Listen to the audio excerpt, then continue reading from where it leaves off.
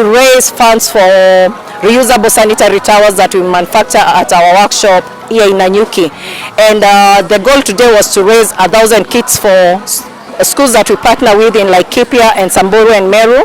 And I want to say thank you so much for all the sponsors and participants who came for the run today, because we were able to raise 550 kits. We hope to be able to spread the work that BATUK does across the Laikipia sort of area, and be able to provide more of the resources that BATUK has to the community in general.